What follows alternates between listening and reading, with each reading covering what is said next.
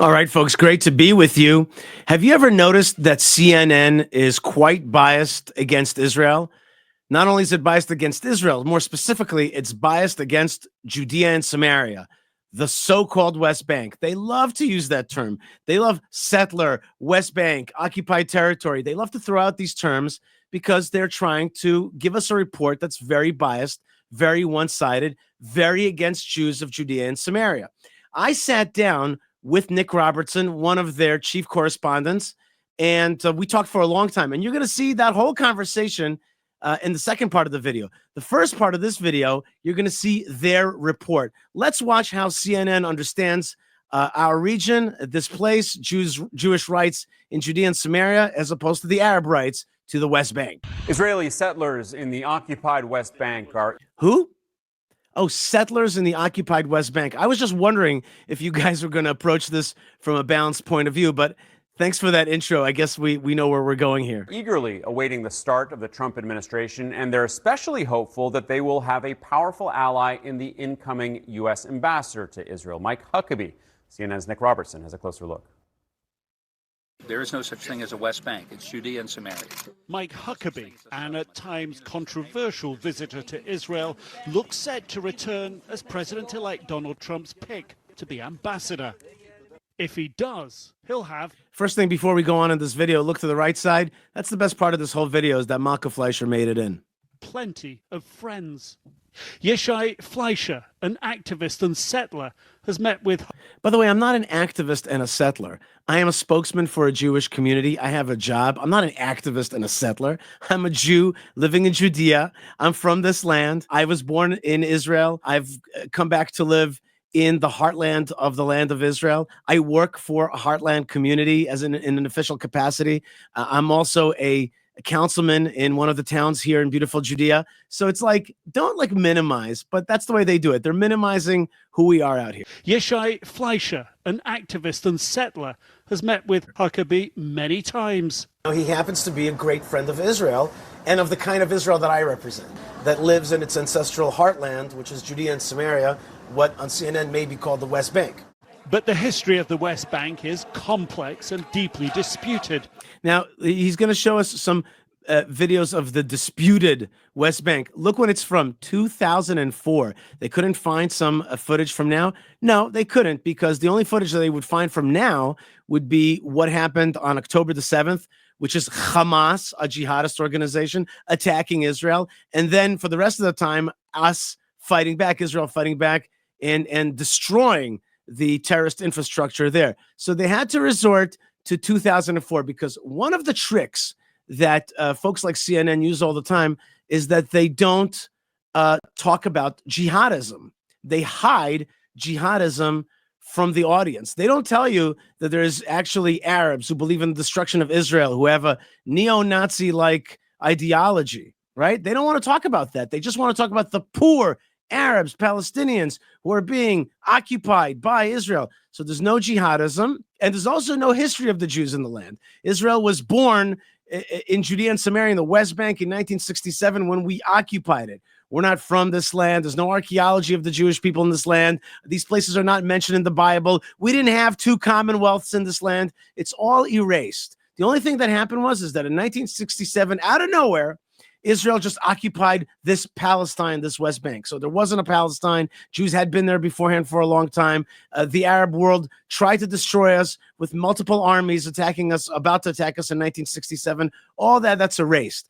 Our rights to this land are erased, and the Arab motivations to destroy Israel are erased as well. Let's keep going.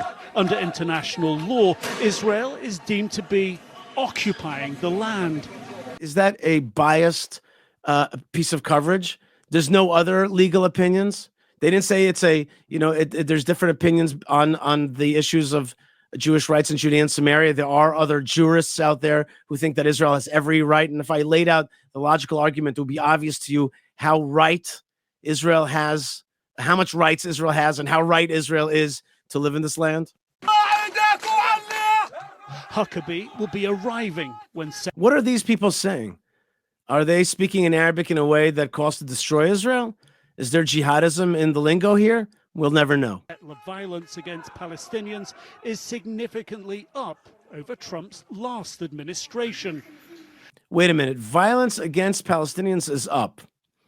Where's the proof? Where's the proof? And also, did you mention that little bit of violence of the jihadism of October the 7th? Are you going to even talk about that? No, you're just going to talk about settler violence, which is a narrative that CNN wants to promote. Where's the other side? First thing, where's your proof that settler violence is really up? Where's your proof? You don't have real proof. And you're not going to mention the jihadism that attacks Israel and that great big jihadist attack from Hamas from Gaza. That's somehow forgotten because this is about the West Bank, not about Gaza. And the Israeli government's claim to the land is at its most politically charged in years. Powerful right-wing nationalists in the government want to annex the entire occupied West Bank. In other words, and this part is right, there are representatives today in Israeli government that want Judea and Samaria to be a normative part of Israel. And want it to be, the word annexed isn't right, it's really to assert sovereignty over our ancestral homeland and take responsibility for the Arabs living there. So too does Fleischer. We're still fighting a war of liberation for that piece of land. And is Huckabee going to be helpful in that liberation? I think he will be. 50 miles north, on the fringes of the West Bank Palestinian village Badala, Israel. All right, so now we're going to go to the Palestinian village of Badala. We're going to hear a totally one-sided presentation of the facts. And I have to say that the word lazy reporting, forget even the bias. The bias is obvious, but the lazy reporting. Watch how what we're seeing is presented. Israeli diggers are gouging out a new barrier through the middle of Palestinian farms on land they say is a security risk. The Israeli government is in the process of taking more land, the head of the council tells me, claiming no security threats here. So he's claiming that there's no security threats there. Then they're telling us that they're building a barrier. I haven't heard of any barrier. I think what they're building there is a road and a continuation of the communities there. But there's no danger from the Arab villages there, from the so-called Palestinian Arab villages there, right? There's no danger. There's no jihadism. But the guy told you. So I guess you have to believe him. Where's the confirmation of facts? Where's the other side? Let's keep going. What the media is talking about with Huckabee is already happening, he says. These actions are part of Israel's systematic policies to occupy and annex all of this land. Their goal is to drive us out of this area. He shows me documents he says prove Palestinian families have owned this land for more than a century. I'm sure that Nick, after he's showing us this serious photocopied document, and he's making the claim that this guy's saying that it's his land, I'm sure that he's going to check the provenance on it, check the reality of these documents. I mean, he's proffering up proof that this is Arab Palestinian land and it's being taken over. This guy can't be lying. It can't be telling a non-truth. It can't be that he's just squatting on land that's not his, right? Nick, you're going to check this for us, right? There's no way you're going to leave us hanging and give us a report that's totally one-sided because you're going to believe this dude, right? You're going to give us the other side, right? As we talk, Israeli troops show up to serve an eviction notice on the farmer below. Oh, so they are going to serve an eviction notice because they don't think that it's actually his land. Maybe he's faking it. Maybe he's lying. Could that be that somebody in the Middle East might lie about land ownership? There might be fake squatters, thieves. That could be, right? That does happen in the Middle East. He's been told his buildings are unlicensed. Oh, so it's unlicensed, i.e. illegal, i.e. he's part of land theft. I see. What he's saying is this document is the official document informing him that he has to be off this land by 9 a.m. on the 4th of December. Otherwise, all of this, he loses it. Khalid is 60 years old. Here we go. Now that we've established that it's his legal land because he showed us a folded up piece of paper that may have been photocopied from something, now that we know, we all just understand that he's got every legal right and that the Israelis are stealing the land using the army, right? That's the narrative that we're being told. Now we're going to understand how oppressed he's 60. You're going to see in a second he's heartbroken. And this is a trick of giving us a microcosm image, right? This dude and his land and how he's heartbroken. And then that is Israel writ large. All right. Israel is not a good sovereign. It's taking over land. It doesn't provide Arabs in this region with work, with opportunities, with with decent roads, with clean hospitals, with decent education. Israel's no good, right? It only does this thing because this dude is telling us. That's the CNN perspective. I don't know how to describe my feelings to you, he says. This is my livelihood. My children rely on it. Then someone comes along and takes it away. You can't argue with them. We have no power. They have the power.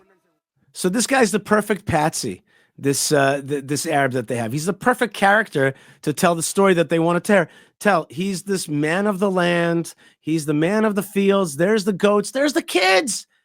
Big bad Israel's coming and taking over the land. You see, no proof that he actually owns the land. No proof that the story is true. No proof that he didn't steal. No proof that the thing that they're filming is really where the other attractors are. Nothing. All you get is a sob story in order to make Israel look bad and this guy look good. No other side, no other consideration. No talk about Israel is a better sovereign here than the Palestinian Authority. Ask this guy what he thinks about the Palestinian Authority. He'll tell you they're corrupt and jihadists and they steal my land and they steal my life much more than Israel. Remember the videos I showed you from Gaza? How Arabs are saying, destroy Hamas. They have destroyed our lives. We wish the Jews to take over this land and to be the sovereign. If this guy is either not telling the truth, he's being paid by the PA, or most likely he's simply afraid to talk the truth. And CNN is editing it the way that they want to edit it in order to make Israel look bad. Have the power. In the villages around here, they call this silent annexation. Little by little. Nick, this isn't so silent, bro. That's a Caterpillar tractor there. That's not silent. That's actually us speaking very loudly. We want to hold on to this land. It's our land. And we want decent people to have decent opportunities. A big fat earth mover Caterpillar is not silent annexation, bro. We're not silent. And just a minute ago, you showed that we have Knesset members that want us to remain in this land and be the sovereigns. It's not silent. You have me. I'm telling you out loud. We're going to stay here forever. Do you get it, Nick? The Palestinians losing their land to Israeli settlement expansion. But it's not Israeli settlement expansion. It's our land. And they're not losing their land. Only people who are thieving, who are stealing our land, they're going to lose their land. They're going to be evicted because they are stealing it, or they're teaching jihadism and they've become a security threat. One of those two things. But there's not even an option. It's not even an option for Nick Robertson and CNN that there's another side. Now they bring in Alon Pinkas to give the semi-Israeli perspective. Israel unilaterally annexes large parts, large swaths of the West Bank. This is not going to fly well in the Arab world.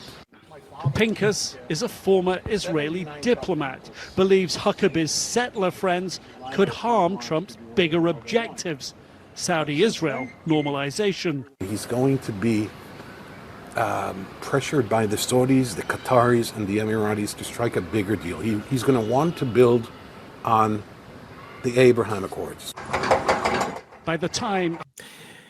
You know what the Saudis don't like? Jihadism. Do you know what the UAE doesn't like? Jihadism. Qatari is jihadist. But do you know that those countries want peace with Israel, normalization with Israel, because they want Israel's technology, defense, economy, medicine? It's not that they really are favoring the so-called Palestinians, who are the organizations behind the Palestinian movement. Hamas, Hezbollah, the PA, these are all Iranian-backed organizations. Iran is the enemy of Saudi Arabia. So do you really think that Saudi Arabia wants to see Iran have a foothold in the so-called West Bank? No, it doesn't. So if we're going to make normalization with Saudi Arabia, it's probably going to skirt around this question of Arabs living in Judea and Samaria, which is the answers to is very simple: residency for non-jihadist Arabs, or even Jordanian citizenship and residency in Israel. And it's not going to include shrinking our land, because that doesn't make any sense. It doesn't make any sense for Saudi Arabia to want to empower Hamas, Hezbollah, or the PA. Huckabee arrives.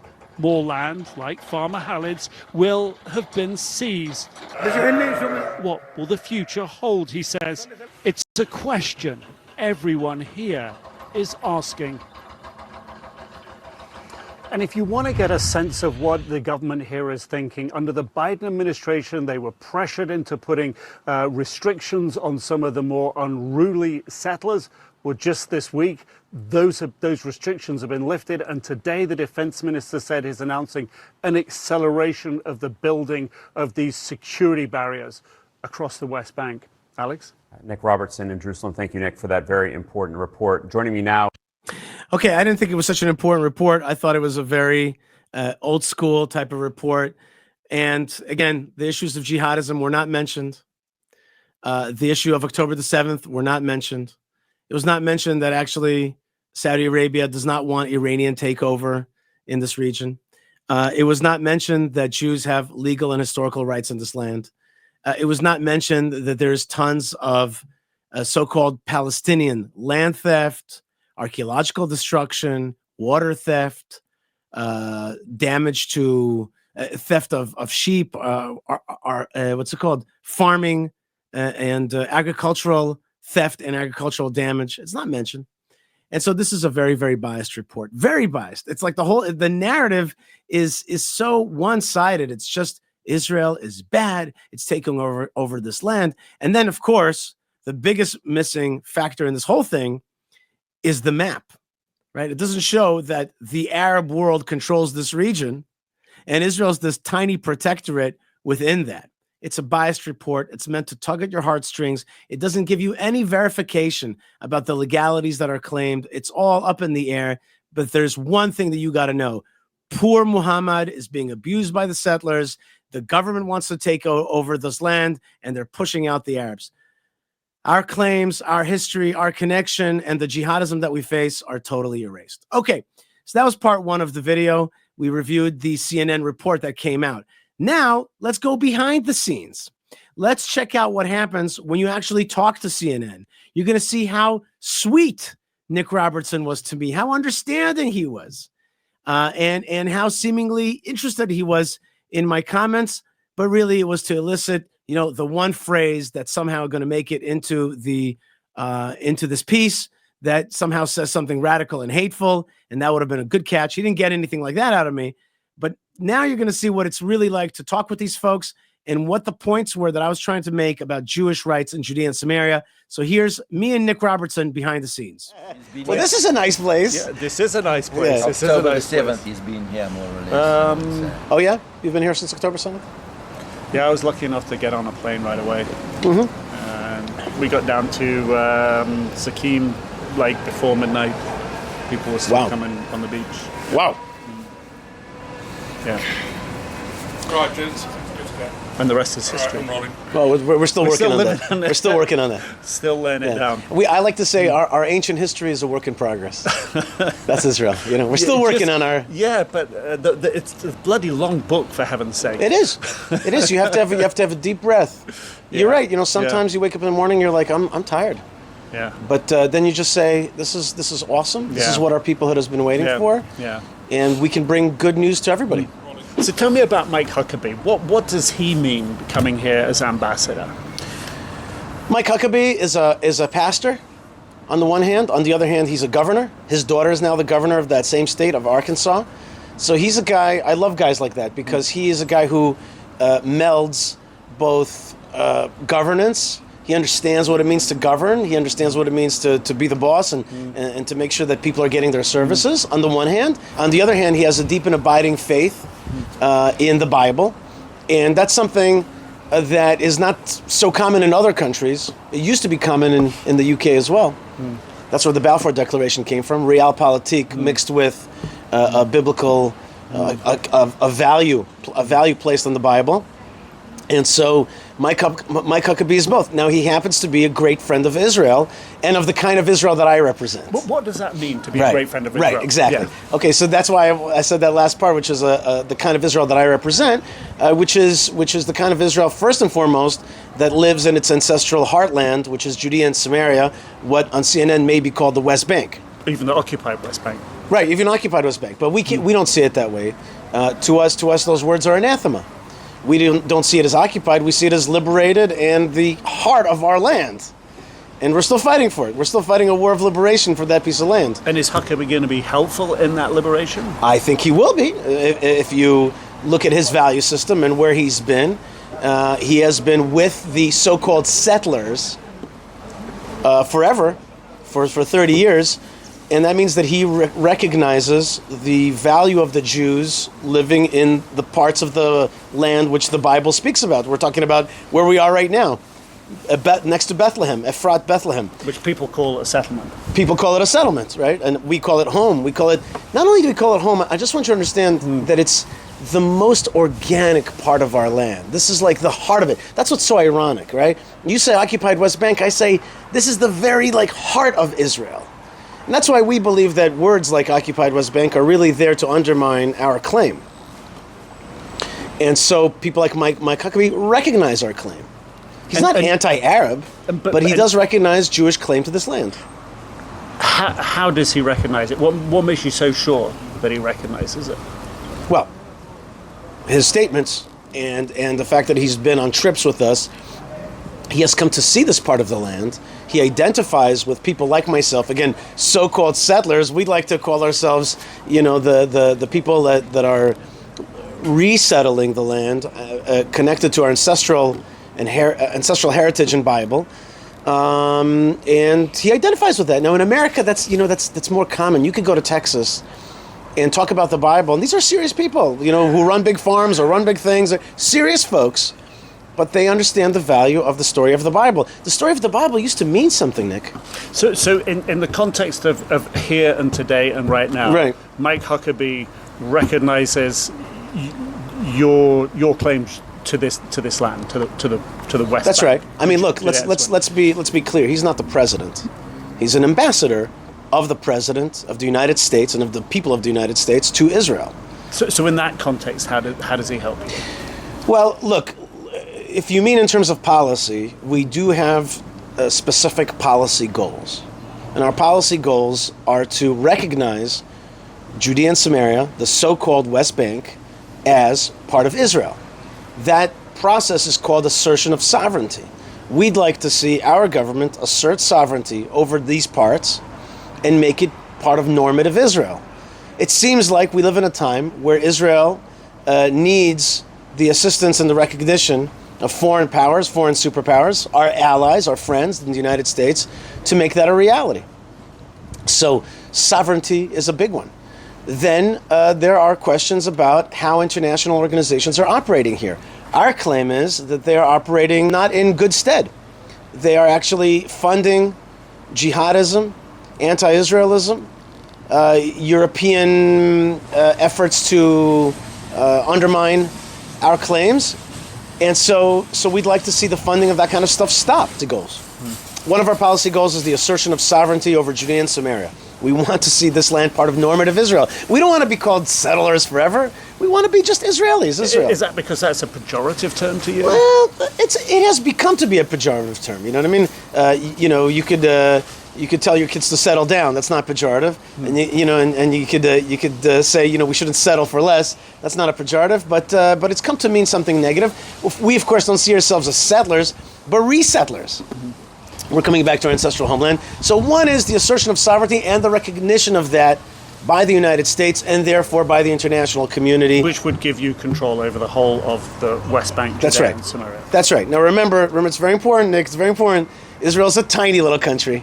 It's a tiny country in this region. And we see Israel as a Jewish state that is a protectorate, reservation, if you will, of our minority in this region. So yes, our land, small piece of land, should be normalized as ours. And for God's sakes, we're 75 years old. It's time for us to have clear borders. That's number one. Does that mean moving the Palestinians off that land? Well, no. It means moving jihadists off that land. If you're an Israel hater, and I say this all the time, if you're an Israel hater, you don't belong in Israel or on the borders of Israel. If you want to live in Israel and you want to keep your Arab, Muslim, Palestinian, whatever you want to call it, you want to keep your separate identity, but you want to be a loyal resident of the state of Israel, of course, you should be able to stay. By the way, the Bible says the same thing. And stay and farm and do all this. Do your thing. Not only that, do it better. Do it better than you're doing it under the Palestinian Authority. Do it with more freedom of movement. Do it with better medicine.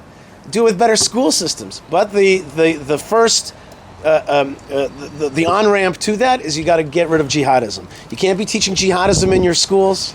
You can't be teaching it in your mosques. You can't be teaching it on the internet. If you teach the hate and destruction of Israel, well, that's not going to work. I have a little hobby in Hebron where I work. I take Palestinian school books that have been thrown on the floor and I pick them up and I translate them with all the fancy technology, now the AI. It's filled with jihadism and hate of Israel. You know, like 1 + 1 = 2 dead Jews, that kind of thing. So we can't have that. So residency for Arabs in the so-called West Bank and Judea and Samaria, that's a step towards Israeli sovereignty. It's not a step towards a Palestinian state. Absolutely not. Let's be clear. I am against the Palestinian state. People like myself, who I represent, are against the Palestinian state. Large parts of our government are against the Palestinian state. I think that Mike Huckabee is against the Palestinian state. The only Palestinian state that I would consider talking about around here is Jordan, which really already is a Palestinian state. It is a Palestinian state. It should be recognized as such. Where does that leave you, though, with President-elect Donald Trump, who sees the sort of normalization of Israel with its neighbors like Saudi Arabia that's made a condition out of there being a pathway, an irreversible pathway to a Palestinian state? How does that work then? Right. How does that sit with Donald Trump, who appears to sort of want this normalization deal between Israel and Saudi Arabia, and the Saudis have said that can only happen if there's a pathway to a Palestinian state. So you got Huckabee on the one hand, who's sympathetic to your cause, and a president who's like maybe sympathetic to it, but actually has this big apparent difference of opinion. Good question. The answer is like this. Turns out that Donald Trump never won the Nobel Prize for really bringing a great step forward of peace in this region called the Abraham Accords. The very name Abraham Accords is a brilliant name because it just says we're all Abrahamic people. We're part of the same father. We're from this region. The Abraham Accords is predicated on the idea that there are many Arab states that want to bypass the Palestinian issue and want to have normalization and prosperity here. One of the things that the jihad is predicated on is the shrinking and the destruction of Israel. Once the jihadists see, like Saudi Arabia, who were jihadists once, but now are starting to turn a leaf, starting to see that Israel is not going anywhere, that Israel is actually a source of blessing. If you saw some of the videos that came out of Gaza, the Arab women saying, you are a barakah, which means you're a blessing. You're a blessing to us. We prefer your sovereignty here as opposed to the Hamas sovereignty. Today, the Saudis are going to come. They're starting to come around to realize they've been coming around for a long time. I mean, let's face it. So therefore, they give lip service. Lip service. Actually, the MBS. I mean, if you listen to what he says, is that this is look, his sideline.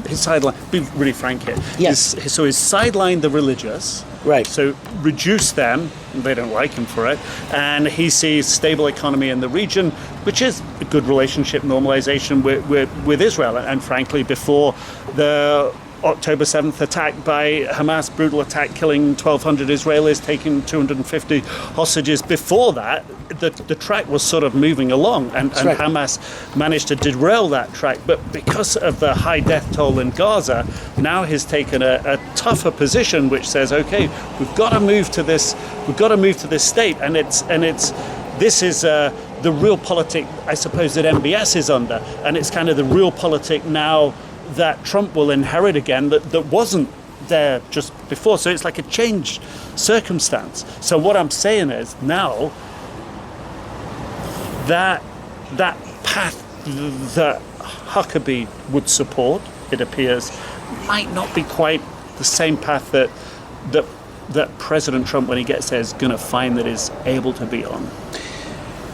Great question, Nick. I understand your question. And I want you to know that I have a lot of respect for Mohammed bin Salman, MBS. I hope to meet him one day. And I think that he's one of the people that shows a future for the Arab world. He wants progress. He wants them to come out of the past and into modernity in the future. He sees that Israel is a partner for that. At the same time, he has to pay lip service to Palestinianism, or else he's going to be seen as rejecting the Arab claims Arab nationalism that has been extant now for 100 years, and he's got to pay lip service to that. But at the end of the day, the Palestinians are a danger to him because he is running a kingdom which is anti-jihad. The jihad endangers him. Iranian jihad endangers him. So the folks that support Palestinian nationalism, the Hamas, Islamic Jihad, Hezbollah, they're Iranians. They're his enemies. So at the same time that he's got to push back on those forces, he's got to still show that he cares about the Arab claims. And so he says, we need you to vacate the so-called West Bank and create a Palestine there. But he knows that a Palestine is exactly the same forces that want to endanger him. So therefore, he's going to say public things like that, like, yeah, we want, a Palestine. But he doesn't mean it. I don't think he means it. And I don't think, and even if he means it or doesn't mean it, I'm not in his mind, I'm just guessing. But at the same time, we cannot abide that. We cannot shrink into indefensible borders, leave our ancestral homeland, show that we are spineless and godless. We can't do that in this region. Do you think Donald Trump will be able to influence MBS to sort of reduce this demand for an irreversible path to a Palestinian state? Do you think that's what Donald Trump will bring to the equation right now, this scenario we have? I think that's an option. I think it could very well be. I think that MBS himself is smarter. I think he's smarter. I think he understands he's not going to get that. Remember, Nick, you've been in the Middle East for a while. It's a shuk. It's an outdoor market, right? It's a Middle East market. You got to barter. You got to push, and that's his opening gambit. But he knows that what does MBS really want? This is going to be so ironic. MBS wants a strong Israel, because a strong Israel pushes back on jihadism and protects him from Iran. And do you think President Trump there's no strong Israel without the West Bank? Do you think President Trump will push MBS towards that position? It might be a little bit above my pay grade, but I would like to think that yes. And look. And one of the reasons that you came to speak to me today is not just about President Trump, but his appointees, his nominations. And it's not just President Trump. One of the things that I've noticed about President Trump is that it's not just a one-man show. He had, last time around, he had a great team around him. That team made things happen. Here we have Huckabee, you mentioned, and I think that we all know there's plenty of video to show what Huckabee believes. There's also, I hope that he gets in, confirmed, Pete Hegseth. Pete Hegseth is a guy that has Middle East experience. He understands the marketplace of the Middle East, and he understands where you have to be tough and where you have to be soft. And he, too, has a biblical consciousness and recognizes Israel's rights. Remember that biblical consciousness and common sense go together.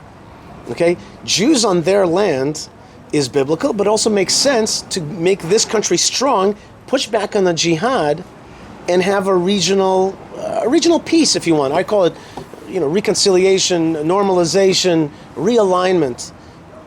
It needs a strong Israel.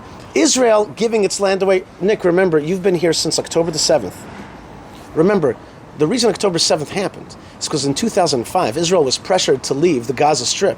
We were in control there. I was down there protesting that. What did we say back then? Did we say, God gave us this land? No. We said, if you leave this land, there's going to be a jihad terrorist state right here. And it's going to attack us through tunnels, through kites, through rockets, through everything in the world. Don't do this. And we were right. And so therefore, we can't leave the Jewish communities in Judea and Samaria, the so-called West Bank. We have to be strong there, hold on, unless we want a terrorist state to completely control Israel and hug Jerusalem and destroy it. So what's your message to be to Palestinians in the West Bank, assuming you get this level of support that you hope to push your aims and your goals for the West Bank, for Judea and Samaria? What would your message be to those Palestinians who, like for today, see walls going up and being cut off from their farms, for example, which is something that we witnessed yesterday, and land that they think that they show papers have got historic claim for going back 100 years or something? Nick, let me reverse that question and say to you, how about we listen to the voices of the Arabs that you just did not mention? The many Arabs that I meet daily in Hebron and other places will say to me, please take the yoke of the Palestinian Authority and the Hamas off of us. They are jihadists. They steal our money. They take our kids. They shoot us in the leg when we try to take food. They say to me all the time, give us Israeli residency. That's what we want. Get rid of these forces that are Euro supported. Get rid of these forces from our yoke. Take this yoke off of us and let us have a life again like we had before the Oslo Accords. Let us live as residents under Israel. And if in such a situation, my message would be to the Arabs, become loyal, responsible residents of the State of Israel. You will be respected. You will have blessings. You will have upward mobility. Accept the fact that the State of Israel isn't going anywhere, that Palestine is a failure, and you will have your lands and you'll have your opportunities, just like the Druze do. There are great opportunities in the Jewish State of Israel. It's the most successful state out here, and you will succeed. You will have a welfare. Your women will give birth in decent hospitals. Just mean to say, all I'm trying to say is, Nick, is that Israel is an opportunity for decent Arabs, non-jihadid Arabs that want an opportunity to live. Just recently, I was in Hebron. I was in conversation with an Arab that lives close to the Jewish area. He said to me, as the Middle East is, he says to me, what's going to be? What's the future? Is it going to be war forever? I said to him, look, what's going to happen is we're going to have war. We're going to root out the jihad, and the jihadists aren't going to stay here. He goes, and what about people like me?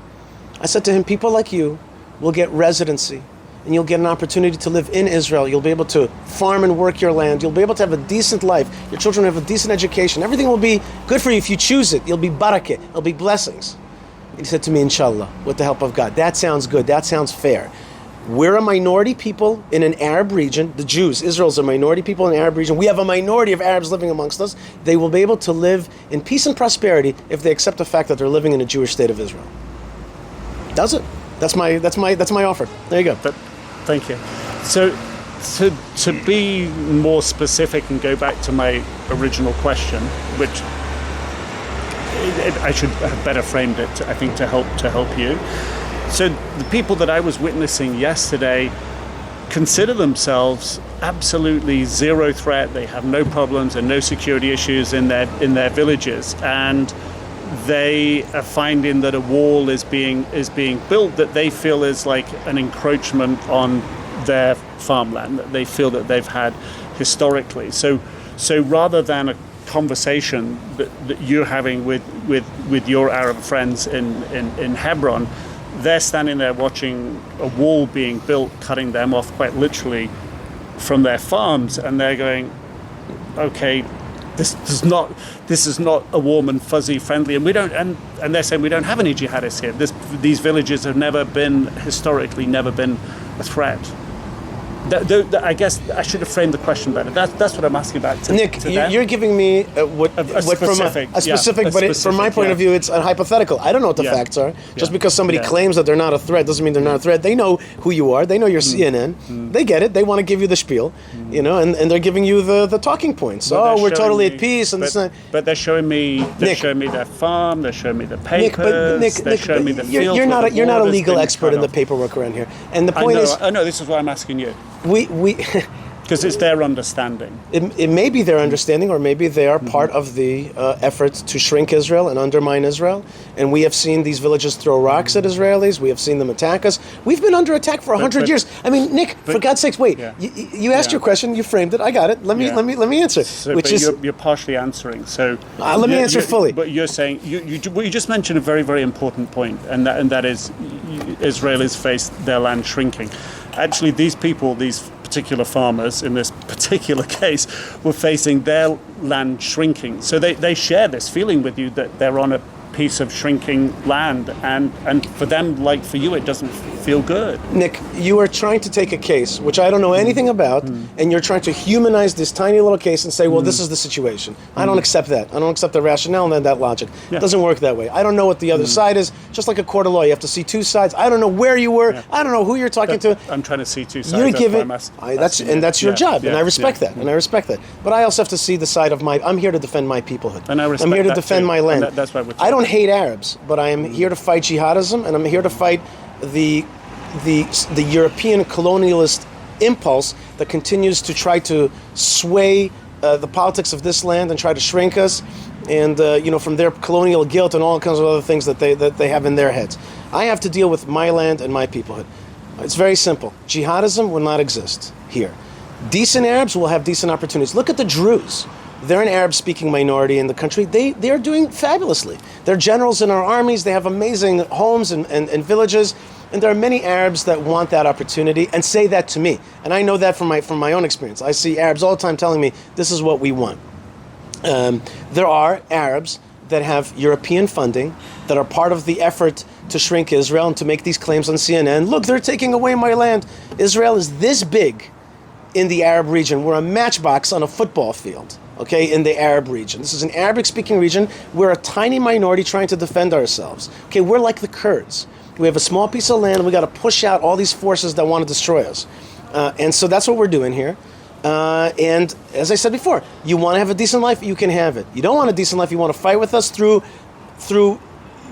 Remember, jihadism has one face, which is violence and guns, and October 7th, but it has another face, the humanitarian crisis narrative.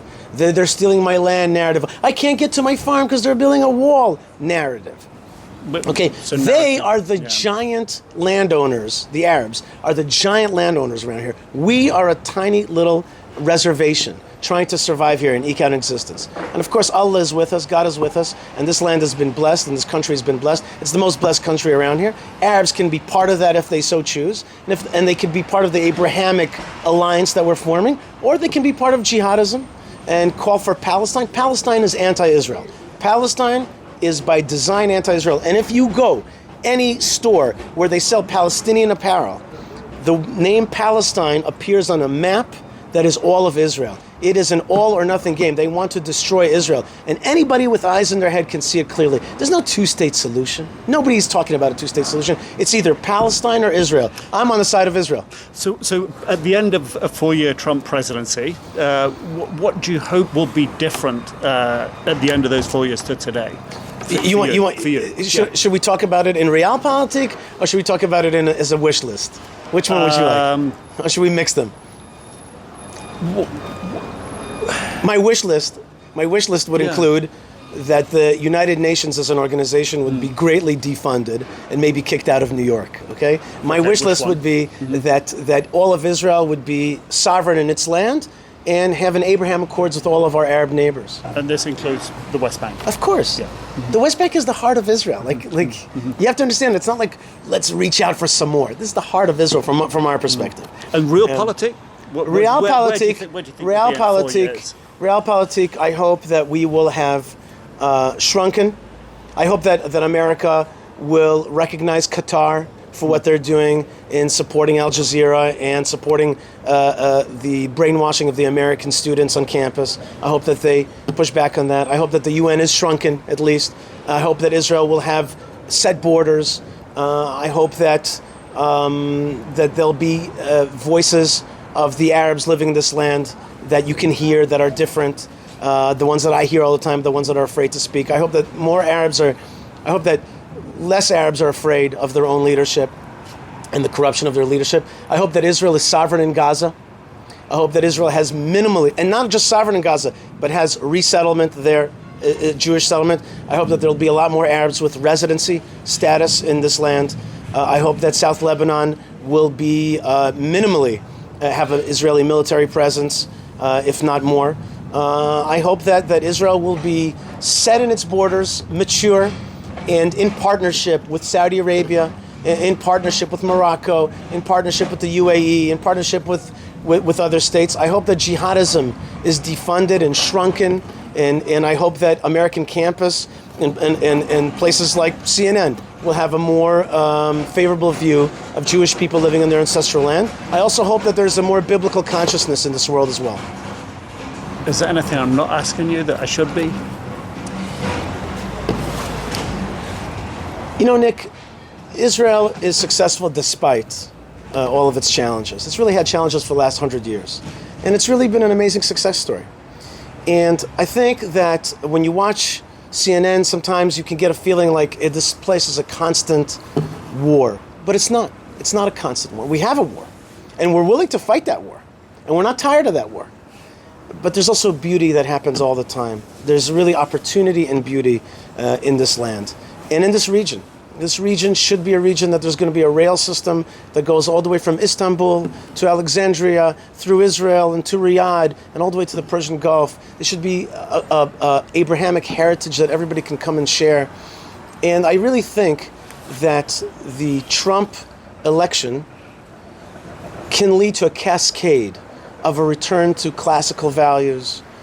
They call it in America conservative values. That sounds a little boring, but I mean family values, anti-jihad values, biblical values, friendship values. But these come through strength. When Israel is strong, things start to go right in the world.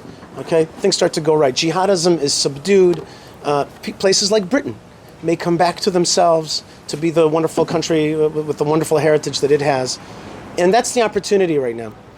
The opportunity of the Trump administration is to be bold, to have a reset in the global order. And I don't mean that in some weird conspiratorial way. It's to get back to ourselves. It's to get back to he really can be a change for you. For He us, really can be. for us, for America, and I think behind it all there's also a culture war, and I think that progressivism is maybe on the path to be repudiated. And that is an opportunity right now. And therefore, Israel's got to play a role in knowing its borders, giving opportunities to minorities, getting back to a biblical consciousness, sharing the world the heritage of Abraham, and of course the other side of Israel, which is technology and clean water and opportunity. There's an opportunity here. And I really think that if we are liberal in the classic sense, we'll let Israel be big, when I say big, on its proper borders, on its historical national borders, with a relationship with the Arabs that's decent, and the world has got to get back to itself. Another example is Houthis. They can't be stopping global trade. That's silly. We got to make sure that forces like that are disrupting our whole global business as usual, got to get back to it. And so there is an opportunity here, and my call is not to the Trump administration, it's to the leaders of Israel. Be bold. Take bold steps.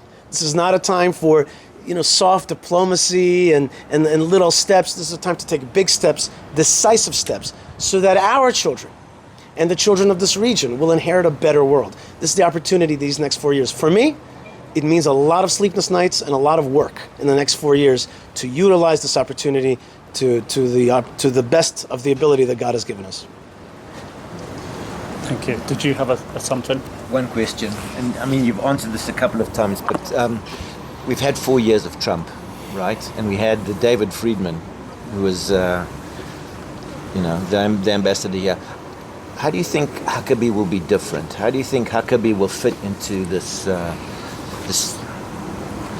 into the way the cube is coming together? Well, again, I think that's a good question. And first thing I want to say that David Friedman did great work. And again, the great work that he did was not just for... And the achievements were big. They were recognition of Jerusalem, Golan. Recognition of the Golan Heights. Also, by the way, a little bit forgotten, recognition of the rights of Jews to live in Judea and Samaria under what was called the Pompeo Doctrine. That was very important. And also the defunding of Palestinianism, jihadism, UNism. They were greatly reduced the funding to them. And Iran, the funding was reduced to them. They were sanctioned. So those were very important things. The pushback on Iran is very important in this whole game. They are negative, a dark force in this region. Huckabee, I think, will have even... David Friedman had a lot of legitimacy vis-a-vis Jews and Israelis. But I think that Huckabee will know to speak the language of many Americans. And I know that when I drive around in places like Texas, which I love, the other Lone Star State, when I'm in Texas and I just stop on the side of the road and people see me with my kippah and they start talking to me, they just say, you guys have got to be strong on your land. And they know it from church and they know it from their guts. And I think that he'll be able to talk with them. So I think that the biggest difference between David Friedman and Huckabee is that David Friedman had legitimacy with Israelis and Jews. I think Huckabee will have legitimacy with millions of Bible-believing folks around the world, and certainly in the United States. He just knows their language, and he knows how to talk to their heart. He's a preacher. I have seen it.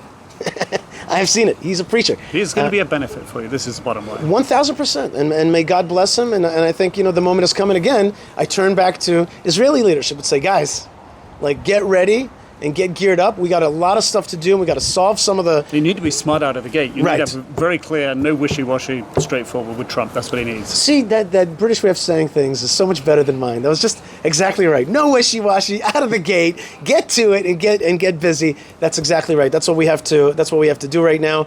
And therefore, it's a time of opportunity. Again, though, it's also a time of opportunity for millions of Arabs. And we saw, I don't know if you got to see, Nick, some of the footage from Channel 12, from Ohad Chemo, who went down to Gaza and interviewed Arabs.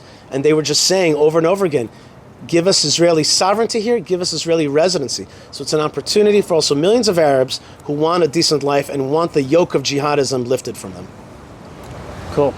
Excellent. Can you get some Yeah, wider I'm just going to say, chatting shots? with the sun coming in and out and Blanche in the background, Yeah. if there's one answer that you particularly like, just in case we've got it when it's blanched, If you just get some wider shots and we can chat, if that's okay. Absolutely. Yeah. Absolutely. I mean, I think your questions, by the way, you have a great understanding. Wait, I appreciate that. Your answers have even greater understanding. No, you know how it is. You do understand the various forces at play here, yeah. and I think one of the other things that we didn't really get into, and it's probably not pertinent for this particular story right now, but for the bigger picture is the Trump administration comes in with a much stronger view about Iran, which I think it's very pertinent. Obviously is the big issue overhanging, irrespective actually of who had won the election.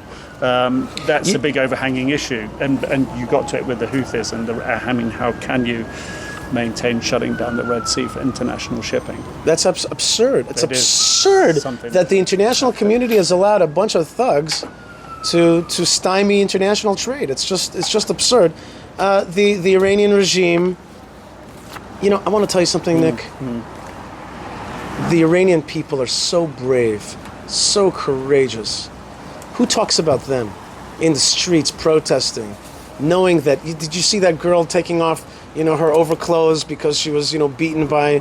I did see that. And she's taking her life in her hands. They are ruthless what they do to protesters, and yet these people want freedom, and we know they want a relationship with Israel. Israel is called the startup nation, but I came up with a new term for it, which is liberation nation. We have to liberate ourselves, first and foremost, liberate our land. But the forces that are now at play can end up liberating the people of Lebanon, the people of Gaza, the people of Iraq, the people of Yemen, and certainly the people of Iran. They really need that liberation. I guess one of the difficulties, the real politic difficulties, will be for the Trump administration and for European partners, etc. Will be dealing with Iran, but will be understanding the consequences of dealing with Iran. And there's an aspiration from many, and you're just expressing it there, that this will lead to a change in leadership in Iran.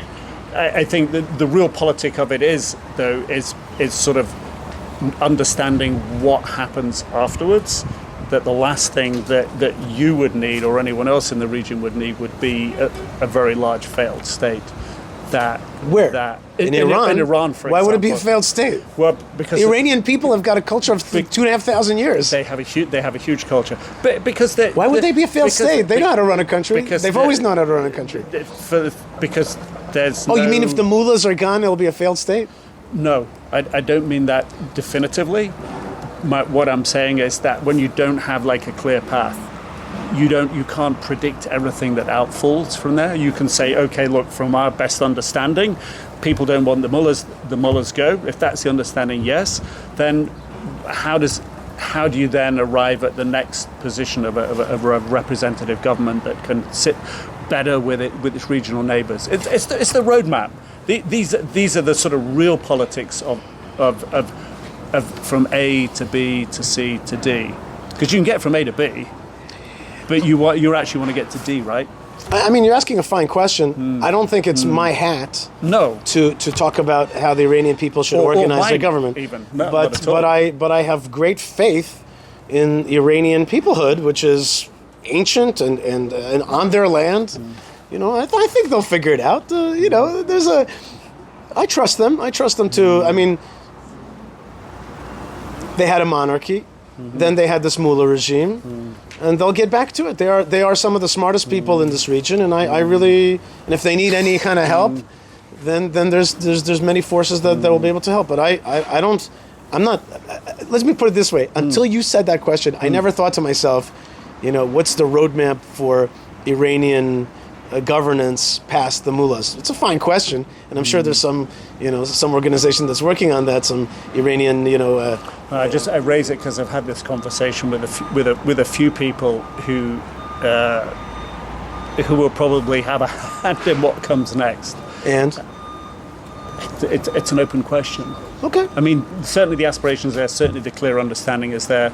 I mean, I think America will jump in, and other countries will jump in to help, and I think that I have no doubt in my mind that when this suppressive regime, with its secret police, with its billions of dollars going towards war efforts, its Shiite fanaticism, you know, when that is replaced, I believe that the future is bright. It's one of the most. It has great natural resources, Iran does. It's a beautiful land. The people are smart. Gosh, give them a chance, you know? Let's give them a chance to move forward. Just like, you know, maybe we'll see, Nick. Remember those great scenes of the fall of the Iron Curtain? Remember Germany and when the wall fell? Remember those feelings? I was at the Berlin Wall when it fell. So, maybe we'll see something like that. Maybe we'll be privy to a moment of great rebirth. Inshallah. Aliyah. Aliyah right now from America and European countries is at about 4,000 people a year. This town we're sitting in right now has a lot of Anglo immigrants. There are immigrants also from Russia, from Ukraine, from France, from South America, and immigration continues. There is a tremendous yearning for housing, and prices have gone through the roof. And we have not kept up with demand. Aliyah continues, and we do call on our brothers and sisters to come and join the great project of the rebuilding of the Jewish state. Not because you have to run away from anti-Semitism, but because it's just an awesome, awesome project, the Jewish story. We are back to our lands, and we have the opportunity of generations to rebuild this thing. This town has a lot of immigrants. And we have to keep making sure that they are matriculated and that they live here. Remember also that we live in a globalized world where people can continue to work in other places. They get up on Monday, fly. Now, one of the things that we need to get back to the globalized world is the flights to open up, and therefore the war has limited the ability of flights to come into Israel. Thank God for El Al, our national carrier. Thank God indeed. Yeah. Which keeps it None of us open. will be getting here. Right, and you know, that's not cool that so many carriers have chickened out of chickens don't fly, and I guess they chickened out, and so Hadn't thought of it that way. yeah, and so I think for a lot of those carriers, it's the cost of insurance because of the possibility of bombs falling. I get it. I get it. But you know what? You know what? And here's a biblical way of thinking for just a second, Nick. You just stated the very business way of thinking, and you're right. I get it. There's another way of thinking.